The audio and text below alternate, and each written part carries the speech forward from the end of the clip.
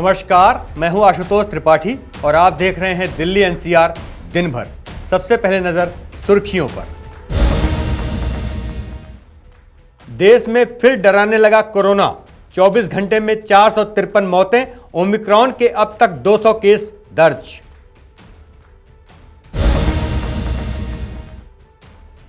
पंजाब कांग्रेस के दिग्गज नेता राणा गुरमीत सिंह बीजेपी में शामिल, कांग्रेस पर बोला जमकर हमला।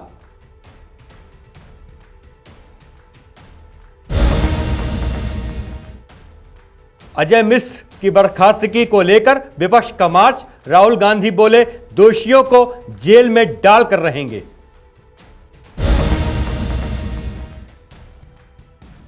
महामारी और सर्दी के सितम के बीच दिल्ली में फिर बढ़ा प्रदूषण, बेहद खराब श्रेणी में पहुंची AQI।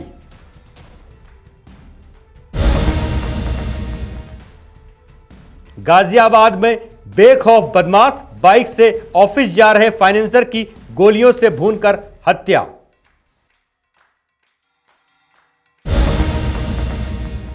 देश में कोरोना एक बार फिर से बढ़ने लगा है। इसके साथ ही ओमिक्रॉन वेरिएंट के मामले भी तेजी से बढ़ रहे हैं। महाराष्ट्र और दिल्ली सबसे आगे हैं। दिल्ली में अब तक ओमिक्रॉन के 54 मामले सामने आ चुके हैं। देखिए पूरी रिपोर्ट। देश में कोरोना का डबल वार जारी है। एक तरफ जहां कोरोना के नए वेरिएंट ओमिक्रॉन के मामले तेजी से बढ़ रहे हैं, वहीं कोरोना केसेस ने भी रफ्तार पकड़ ली है। मंगलवार की सुबह तक देश में ओमिक्रॉन के 200 मामले सामने आ चुके हैं। इनमें सबसे ज्यादा केस दिल्ली और महाराष्ट्र में दर्ज किए गए हैं। दिल्ली में ओमिक्रॉन के 54 मामले दर्ज किए गए हैं, जिनमें से 12 मरीज ठीक हो चुके हैं और 42 मरीज अस्पताल और आइसोलेशन में हैं। वहीं महाराष्ट्र में भी अभी तक 54 मामले ही सामने आए हैं, लेकिन यहाँ ठीक होने वाले मरीजों की संख्या दिल्ली के मुकाबले ज्यादा है। यहाँ ओमिक्रॉन के 28 मरीज ठीक हो चुके हैं। दिल्ली और महाराष्ट्र के अलावा सबसे ज्यादा मामले तीसरे नंबर पर तेलंगाना में है, जहाँ 20 मामले सामने आए हैं। एक तरफ ओमिक्रॉन का खतरा बढ़ता जा रहा है, वहीं कोरोना का पुराना वेरिएंट भी एक बार फिर से एक्टिव हो गया है। देश भर में पिछले 24 घंटे में कोविड-19 से 553 मरीजों की मौत हो गई है, जबकि इस दौरान 5326 नए मामले सामने आए हैं। केंद्रीय स्वास्थ्य मंत्रालय ने बताया है कि देश में कोरोना वायरस के एक्टिव मरीजों की संख्या घटकर 79,000 रह गई है। वहीं बीते 24 घंटे में भारत में कोविड संक्रमण से 8,043 लोग ठीक हुए हैं, जिसके बाद कोरोना से अब तक ठीक होने वालों का आंकड़ा 3,41,95,060 हो गया है। वहीं Indian council of medical research यानी ICMR ने बताया है कि भारत में सोमवार को कोरोना वायरस के लिए 10,14,079 सैंपल टेस्ट के लिए गए, जिसके बाद देश में सैंपल टेस्टिंग का आंकड़ा अब 66,61,26,659 हो गया है। कोरोना के नए खतरे के बीच देश में वैक्सीनेशन भी जोरों शोरों से जारी है, ताकि कोरोना के प्रसार पर लगाम लगाई जा सके। इस बीच एक डराने वाली खबर ये भी है कि कोरोना का डबल वेरिएंट सामने आया है, जिसे डेल्मिक्रॉन नाम दिया गया है। डेल्मिक्रॉन का नाम कोरोना के डेल्टा और ओमिक्रॉन वेरिएंट को मिलाकर रखा गया है, क्योंकि इस वक्त भारत समेत पूरी दुनिया में कोरोना वायरस के दोनों ही वेरिएंट मिल रहे हैं। देश में ओमिक्रॉन के बढ़ते केसेस के बीच एम्स के डायरेक्टर रणदीप गुलेरिया ने कहा है कि भारत को किसी भी स्थिति के लिए तैयार रहना चाहिए। कई एक्सपर्ट तो यहाँ तक कह चुके हैं कि देश में नई लहर का पीक फरवरी में होगा। नवोदय टाइम्स के लिए संगीता सिंह की रिपोर्ट, दिल्ली। जैसे जैसे पंजाब के विधानसभा चुनाव नजदीक आ रहे हैं, वैसे वैसे गतिविधियां तेज हो गई हैं। पंजाब कांग्रेस के दिग्गज नेता राणा गुरमीत सिंह ने आज भारतीय जनता पार्टी का दामन थाम लिया। उन्होंने इसके बाद कांग्रेस पर जमकर हमला बोला। पंजाब विधानसभा चुनाव से पहले सत्ताधारी कांग्रेस पार्टी को बड़ा झटका लगा है। कांग्रेस के विधायक राणा गुरमीत सिंह सोढ़ी ने बीजेपी में शामिल होने का फैसला लिया है। दिल्ली बीजेपी कार्यालय में राणा गुरमीत सिंह ने हाथ का साथ छोड़ बीजेपी का दामन थामा है।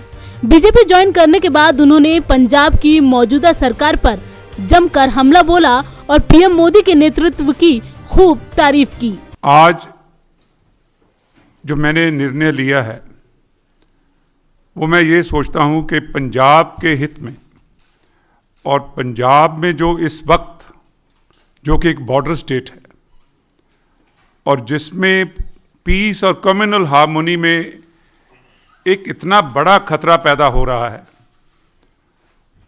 और उस खतरे को जो मौजूदा पंजाब की सरकार है वो उसके बस का रोग नहीं है।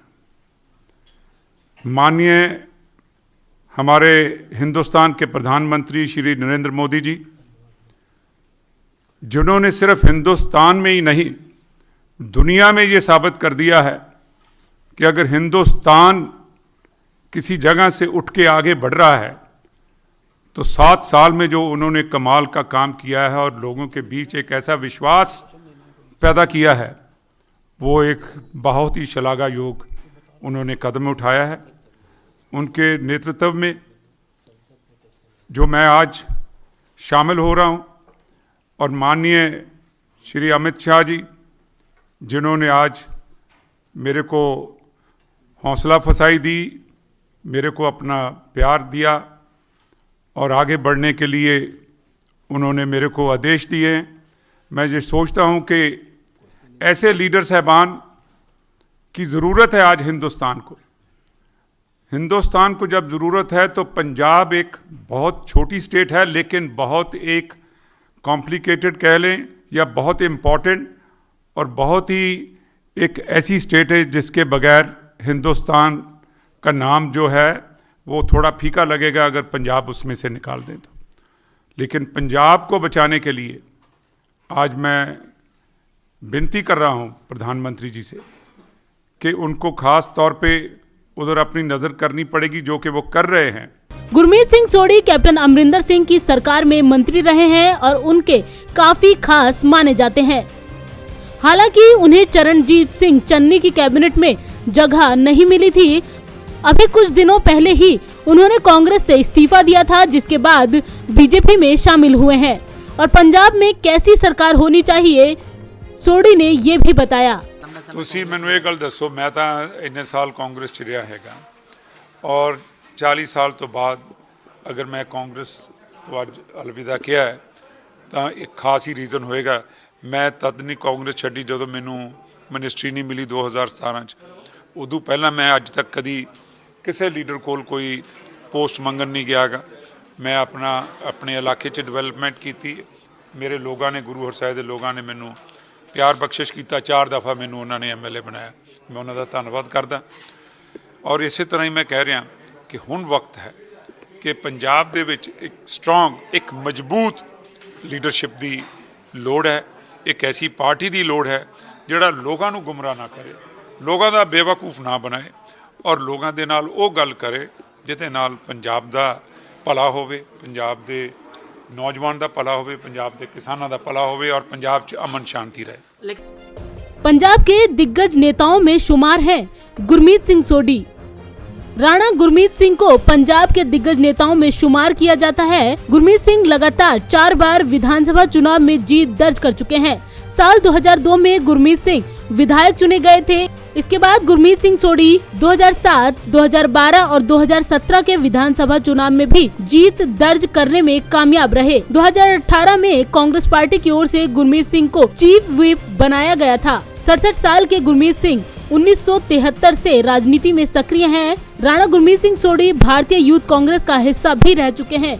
इंडियन यूथ कांग्रेस का मेंबर रहते हुए उन्होंने स्पोर्ट्स और एजुकेशन के मुद्दों को प्रमुखता से उठाया था। बता दें कि कैप्टन अमरिंदर सिंह को सीएम पद से हटाए जाने के बाद से कई कांग्रेसी नेताओं के पार्टी छोड़ने के कयास लगाए जा रहे थे। कैप्टन अमरिंदर सिंह पहले ही दावा कर चुके हैं कि कांग्रेस के कई विधायक उनके संपर्क में हैं और पार्टी जल्द ही बदल सकते हैं। आपको बता दें कि विधानसभा चुनाव के लिए कैप्टन अमरिंदर सिंह ने बीजेपी के साथ गठबंधन किया है। दिल्ली से कमल कंसल के साथ संगीता सिंह की रिपोर्ट, नवोदय टाइम्स।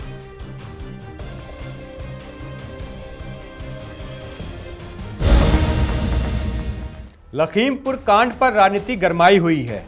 विपक्ष ने राहुल गांधी के नेतृत्व में संसद भवन से विजय चौक तक मार्च निकाला।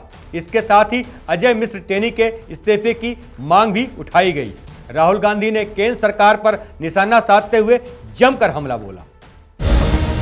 एक बार फिर सारी की सारी ऑपोजिशन मिलकर लखीमपुर खेरी का जो मामला है उसको उठा रही। हमने ये रिपीटेडली कहा है कि एक मंत्री है जिसके बेटे ने किसानों के खिलाफ किसानों को मारा है, जीप के नीचे कुचला है। रिपोर्ट आई है कि ये कंस्पिरेसी है, ये एक आइसोलेटेड इंसिडेंट नहीं है। प्रधानमंत्री उस मंत्री के बारे में कुछ नहीं करते हैं। मैं जानता हूं कि जैसे ही मैं यहां ये बोलना बंद करूंगा, आप लोग कोई ना कोई दूसरे सवाल पूछोगे अटेंशन डाइवर्ट करने के लिए। ना मीडिया अपना काम कर रही है, ना सरकार अपना काम कर रही है। रियलिटी ये है कि आज हिंदुस्तान के एक मंत्री ने, उसके बेटे ने किसानों को कुचलने का, जीप के नीचे कुचलने का काम किया है। प्रधानमंत्री कहते हैं कि मैं किसानों से माफी मांगता हूं।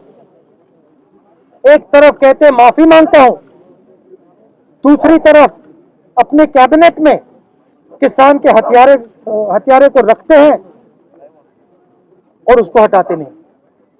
तो इसलिए पूरी की पूरी ऑपोजिशन एक साथ आई है। हम ये मैसेज देना चाहते हैं कि जो किसानों के खिलाफ, हिंदुस्तान की आम जनता के खिलाफ किया जा रहा है, उसको हम एक्सेप्ट नहीं करेंगे। धन्यवाद। राजधानी में प्रदूषण का स्तर कम नहीं हो रहा है। थोड़ी बहुत कमी आने के बाद प्रदूषण का स्तर फिर बढ़ जाता है। जैसे जैसे ठंड बढ़ रही है वैसे वैसे प्रदूषण भी बढ़ता जा रहा है। देखिए पूरी रिपोर्ट। दिल्ली एनसीआर में शीतलहर के कहर के बीच यहाँ की हवा और ज्यादा जहरीली हो गई है। सर्दी बढ़ने के साथ ही प्रदूषण का स्तर भी बढ़ गया है।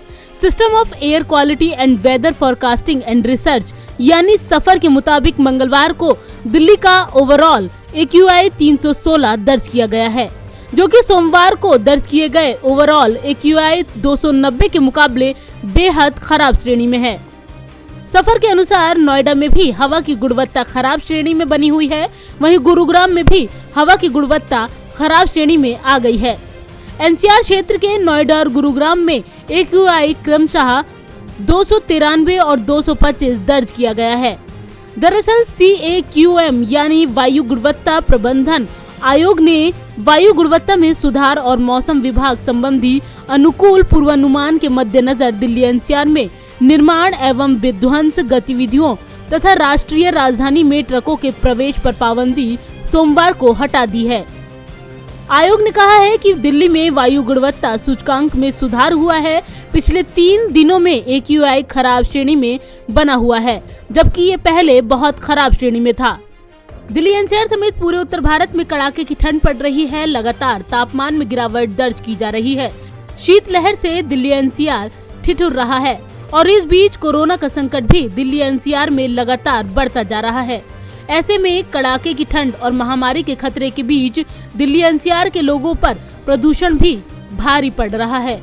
प्रदूषण पर लगाए गए तमाम प्रतिबंधों को तो दिल्ली सरकार ने हटा दिया है और 5वीं कक्षा तक के छात्रों के लिए स्कूल 27 दिसंबर से खोले जा सकते हैं।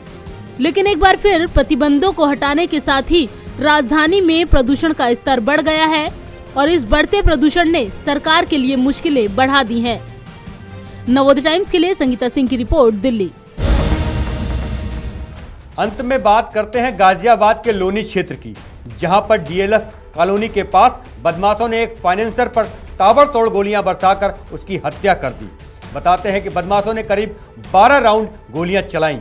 देखिए पूरी रिपोर्ट। गाजियाबाद के लोनी थाना क्षेत्र में डीएलएफ कॉलोनी के पास अचानक उस वक्त भगदड़ मच गई जब बाइक सवार दो बदमाशों ने एक फाइनेंसर पर ताबड़तोड़ फायरिंग कर दी।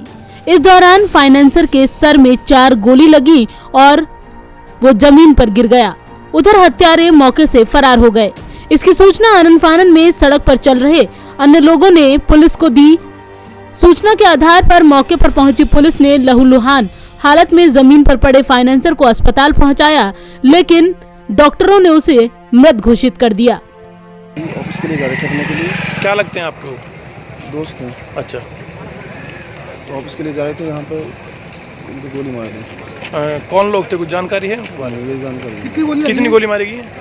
8-10 फायर हुई। 8-10 फायरिंग। तो गोली शरीर में किस जगह लगी है उनके? सर पर लगी हुई है, सर पर लगी हुई देखी मैं समय तक, बाकी तक तो उनकी मौत यहीं मौके पर हुई थी या अस्पताल में? शायद कुछ भी नहीं। तो किसी तरह का विवाद है, कुछ जानकारी हो आपको? ऐसा कुछ नहीं। कहाँ के रहने वाले हैं? बिटोरा के। क्या काम करते हैं?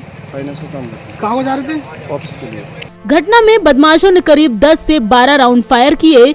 गोली लगने से खून से लथपथ हालत में फाइनेंसर वहीं सड़क पर गिर गया था। इस बीच गोलियों की आवाज सुनकर क्षेत्र के लोग दौड़कर जब तक मौके पर पहुंचे तब तक हमलावर फरार हो चुके थे। सूचना मिलने पर पुलिस ने बदमाशों की तलाश में वाहनों की चेकिंग शुरू की, लेकिन बदमाशों का कोई सुराग नहीं लगा। सर, क्या है पूरा मामला? थाना लोनी के अंतर्गत डीएलएफ चौकी के पास में एक शूट आउट हुआ है। उसमें विकास पुत्र रामे नामक व्यक्ति अपाचे मोटरसाइकिल से आ रहा था। तो अज्ञात व्यक्तियों के द्वारा बताया जा रहा है कि उन्होंने उसे शूट कर दिया है, जिसकी हॉस्पिटल में मृत्यु हो चुकी है। सर, मौके से कितने खोखे बरामद हो पाए हैं? क्या अभी तक मामला निकला है जो गनशॉट के पीछे? अभी सारी जानकारी की जा रही है कि क्या मामला है, और थोड़ी ही देर में कुछ मामले आ भी सकते हैं सामने। सभी पहलुओं पर विचार किया जा रहा है। अभी तो डेड बॉडी पोस्टमार्टम के लिए भिजवाई जाएगी, जिससे स्पष्ट हो पाएगा कि एक्चुअल कितनी गोलियां लगी हैं उसे। फिलहाल पुलिस हत्यारों की तलाश में जुट गई है और वारदात वाली जगह के आसपास के सीसीटीवी फुटेज खंगाले जा रहे हैं ताकि हमलावरों की पहचान हो सके। पुलिस अधिकारी इस मामले की जांच हर एंगल से कर रहे हैं। पुलिस का दावा है कि जल्द ही हत्यारों को गिरफ्तार कर लिया जाएगा। गाजियाबाद से विकास कुमार के साथ संगीता सिंह की report, Navodaya times. Delhi NCR दिन भर में अभी के लिए इतना ही। मुझे दीजिए इजाज़त। अगर आप हमें YouTube पे देख रहे हैं तो सब्सक्राइब करें, अगर Facebook पे देख रहे हैं तो लाइक करें। नमस्कार।